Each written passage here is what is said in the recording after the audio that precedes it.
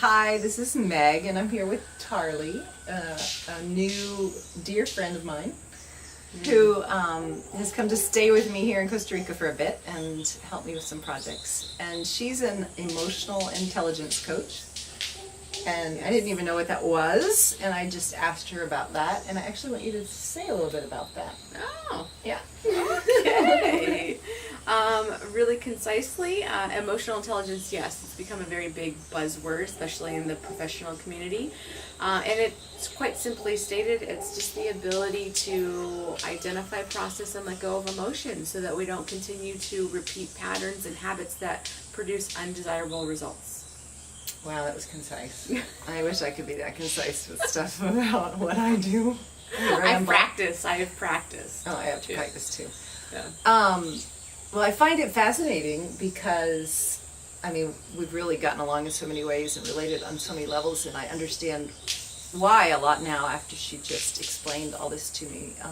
It's because I resonate so much with what she's talking about, what she does.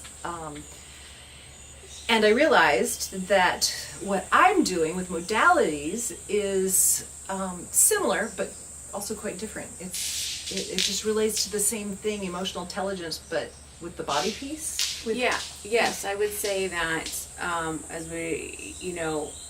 what I find is a lot of times people get stuck in the ability to process emotions. Mm-hmm. And so I was looking for ways of actually how to help people do that. And so the modalities that you teach, which is breathwork, movement, and mindfulness exercises, that's what I called it. Mm-hmm.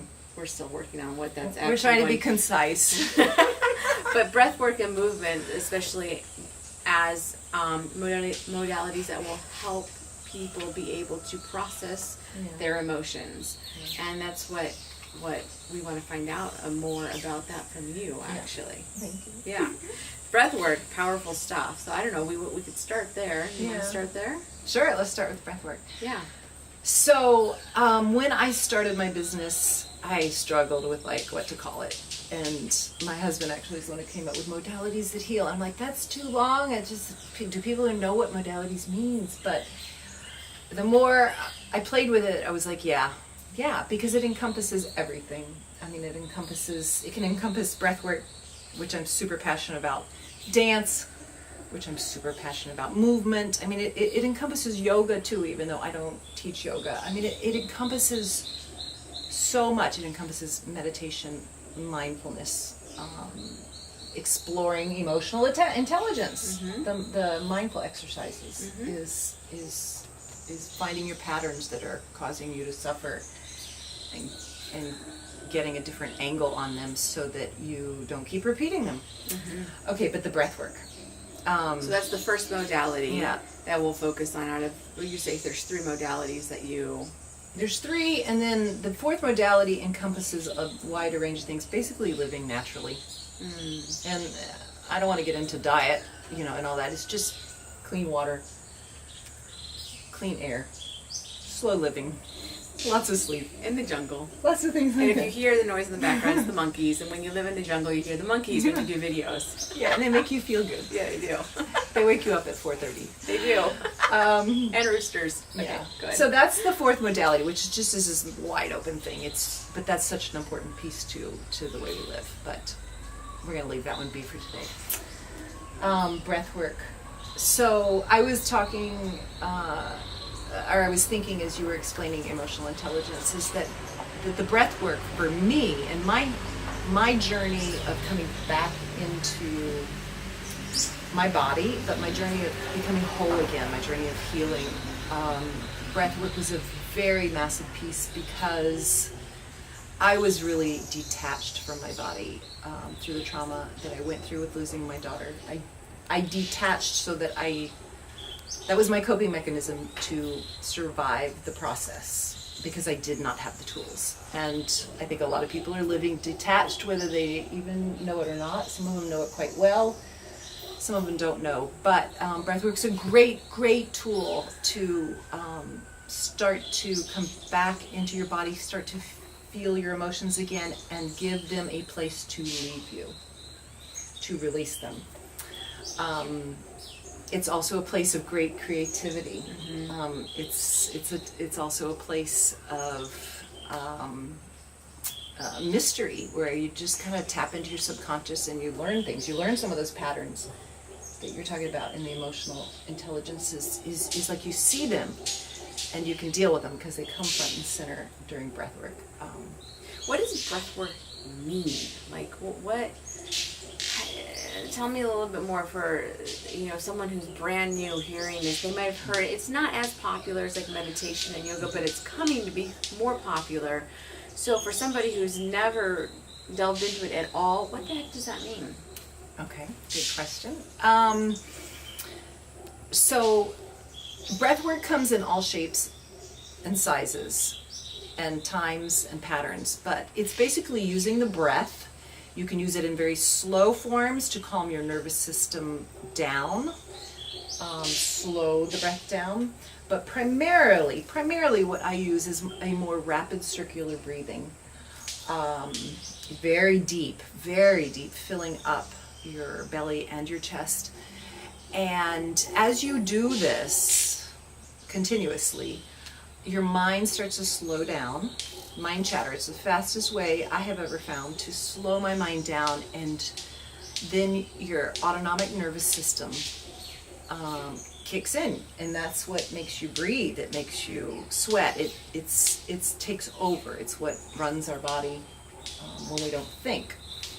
And Our autonomic nervous system is what runs our body when we're not thinking about it. It's what makes your heart beat on its own, because your heartbeat doesn't, you don't have to think about that. It's what keeps you breathing. And so that nervous system relaxes, and it gets to have a voice, so to speak. And you relax, and you're able to process things that you're not when your mind is constantly going like this. The mind chatter, is that something that it's kind of like when you try to meditate and you can't meditate because your mind's busy doing this? Mm-hmm. So breathing, doing breath work helps quiet that. It does. So is it something that you do before meditation, in combination with meditation, or instead of meditation? What would you say? Yes. Oh, okay. I say do breath work all the time, whenever you can. So I'm just going to point this out, and these are tangents. This is where I'm not very concise, and this could get long, is people who love to run, people who love to exercise. You're actually in love with the breath work, and you don't know it. Oh. Yes, you're in love with the results you get, a stronger body, but you're in love with, what happens is when you start exercising, that first 4 or 5 minutes, you're like, oh, wow. And then your system kicks in, you get a rhythm, and you kind of check out. Mentally, you don't have to think about that. And you are solving problems. Have you ever gone into exercise and you've come out 45 minutes later, and what was really nagging you before isn't nagging you anymore, and you have a little bit of clarity around it? Yeah. I definitely had clarity from working out. Okay, so very similar to that, but I want to say let's amp it up quite a bit, in the sense that you're taking it, you're doing this intentionally. You're going into this. You're not jogging and you're not looking at things. Your eyes are closed, you're going inward, and you're letting your subconscious and you're letting spirit, this is the mysterious side, speak. Like, what do you need? If most of our memories, they say, is stored in our subconscious, which they're telling us 96% of our memories are stored there, and we don't even know it, and we act because of those. Those are in charge of our choices, and we don't even know it. We don't even know why we make the choices that we make. So breathwork is a way to let some of those things come up. So breathwork is a way for us to tap into our subconscious? Yes. Ah. And learn things about ourselves that we wouldn't know. To see some patterns, but also the beauty is it's quite mysterious, in the sense that you can go in with an intention and you'll come out with something totally different. For example, I've had a woman recently who just had her whole business plan sort of spelled out in front of her with an hour of breath work. She just came out with this beaming smile, and said, I know what I need to do. And I saw a new logo and So she got clarity. yeah, well, the person next to her in the same workshop went back, this was a 50-year-old woman, and came out of the breathwork saying, I need to go visit my parents. There's some things I really, really need to say to them. So I can't tell you what's going to happen. What's going to happen is what you need to happen, what's going on in your system. And that's where it's quite mysterious and quite powerful. So I have a question in regards to time, because I feel like we can all relate to being busy in our lives, especially if we are living in the Western world. Mm-hmm. And so what is the time commitment this takes? I mean, how much time do we have to spend daily, monthly, I don't know, session-wise? What does that look like, and what's most effective? Okay. Wow. We're never going to get off the topic of breathwork. No, we're almost done. Yeah. But that's Great how question. easy is it for me to implement in my life? Okay, so I'm experimenting with some things. I teach a 1-hour clarity breathwork workshop where you actually are breathing for almost 55 minutes, and then you come out of it. Quite powerful. I know it sounds intimidating, but it's quite powerful. I'm fiddling with some things, some like 12-minute meditations that hopefully I'll be able to offer and put online. And how powerful are those? I think they're super powerful because that's enough to get the mind chatter down, just kind of revamp the system. We haven't even talked about the physical benefits of this, which is just providing oxygen for your body and alkalizing your body. And there's so many great benefits. It's sort of like a little a breathwork for beginners or a breathwork booster, a great way to do 20 minutes and get a taste of this. So yeah, 5 minutes is good, 20 minutes is good. For really deep work, I go for the hour. And so is it something that, in order for it to have a true impact on your life, is it something you do daily, weekly? What's the ideal way to do it, and what is a way that is, well, it's better than nothing? Like, what would you recommend? Anything is better than nothing. I do these short bursts, like 12 to 15 minutes, a couple times a week, just for myself. Okay. In my training, we breathed every day for 24 days, basically, every day. And that was, just mind-blowing, just absolutely life-shifting, super life-shifting. And every day was different, worked through a lot of different things. So, but I would just say start to try it and see where you can fit it into your practice and where it impacts you. But it's actually a lot simpler than it sounds. And you're making videos, you said, so to help guide people through it? I am making some audio presentations, which I will be able to offer, which is like you can just plug your earphones in and listen. A little bit of instructions at the beginning, and the music and the breathwork takes you through to the end. Okay, and where do they get that? Well, always go to my website, modalitiesthatheal.com, and you'll be able to find this and where I'm going to offer it. Besides that, we'll see. I don't know yet. Okay, perfect. All right, so we'll move on to the movement portion of the modalities that you teach. And when you say movement, what does movement mean? Well, for me, it really means dance and what I offer. And a lot of people go, oh, dance, I can move, but dance. And then a lot of people are like, oh, yay, we're doing dance. So there's some people, it can bring up different emotions, but it's dance, it's movement. But it's not movement for being inspected or the way you move. It's really learning to move and letting your body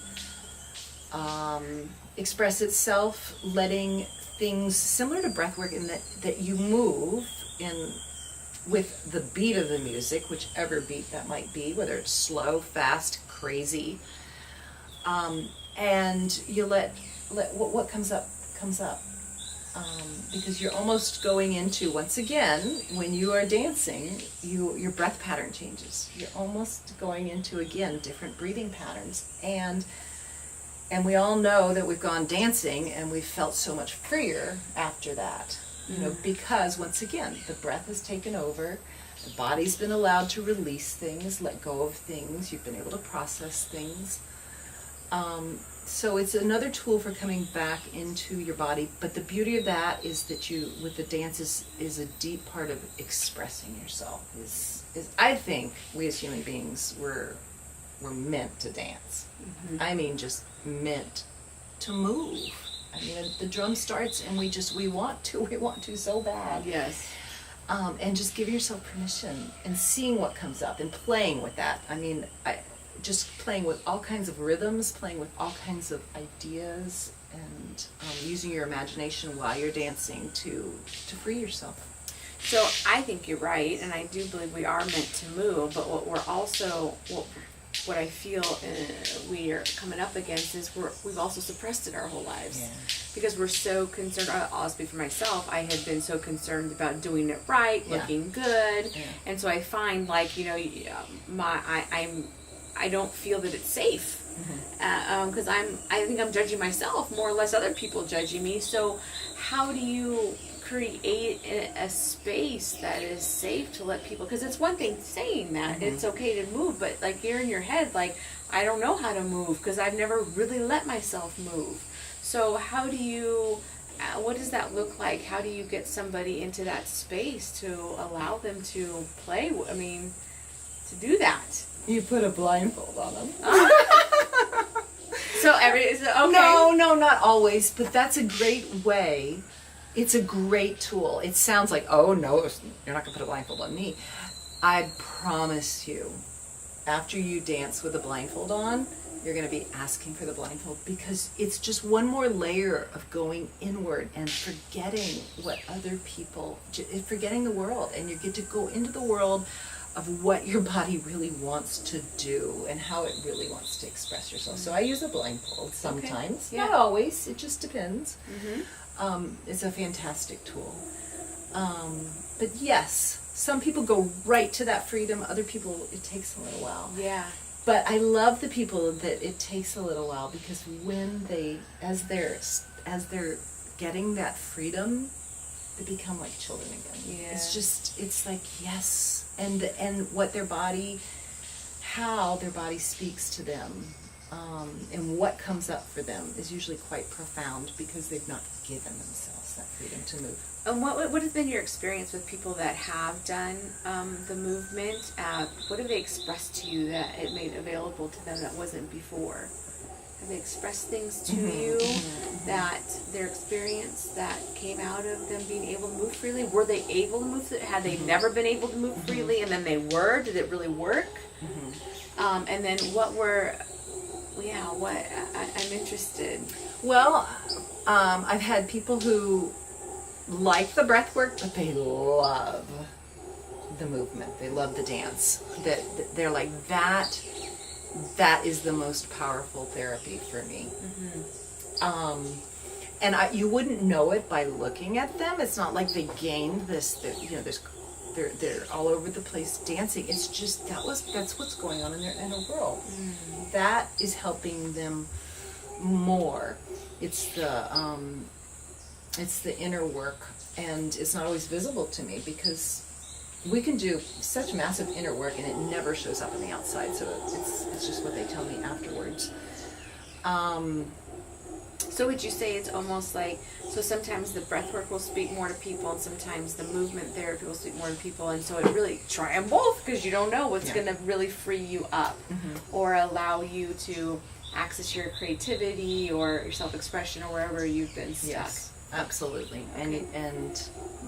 And you don't know. Yeah. A lot of people know what they prefer. And dance is definitely more, people know what that is, or they have an idea of what that is, more than the breath work. The breath work, they're kind of going in and out, I don't know, most people want, to do the 1 hour breath work. After they've done it a few times, they're looking forward to going in and finding out what's gonna happen today. Do you offer them together? Are they totally different? Do you work with people, and do you combine them all together when you work with people, or are they different? People just choose different. I don't know. Do you offer? Is it classes? Is it workshops? Is it? I part of what I absolutely love to do is create on the fly. Okay. I mean, just what's needed in this moment. And when I'm working with people one-on-one, I can do that just like right in the moment. I can say, I think we need to move. And we do a movement thing. And then I'm like, I think we need to breathe. Or I think we need to sit down and talk, Okay. And I could change things on the fly. But my workshop it always starts with movement. I bring people into the space because they shed the day, they shed the morning, whatever it took to get there. They feel so much better after 10 minutes of shaking, moving, just whatever, and they're in their own space. And then we slowly move into the breath work. But I always, in my workshops, always incorporate movement. Got it. Dance. Okay. Yeah. What about the mindfulness stuff? So that's such a broad term. Mm-hmm. And what is your intention with the mindfulness? Okay. What's your end goal with it? So I have struggled to come up with a concise, you can say dance, you can say breath work, but this third piece, which is just as important, is it would be mindful inquiry, mental exercises. It's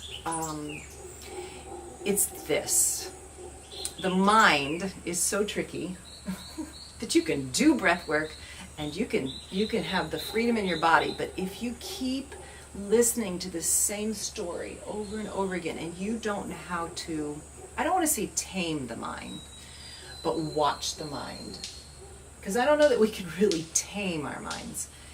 Be able to watch the mind and the story that it creates over and over again and wants to drag you into that causes you to suffer. And I'm talking about a story like, he did that to me. My parents, did this to me. That never should have happened. The story, just the story alone, that never should have happened. Mm-hmm. That life did me wrong. That is a story that is going to cause you to suffer until you can get behind it. Mm-hmm. Until you can loosen the edges, come in at it from a different angle, and really see it from another side. I believe in affirmations, but when you have a powerful story that you're believing, like I've been done wrong. Mm-hmm. For me, my story was, why did my daughter have to suffer? Why her? That was my story.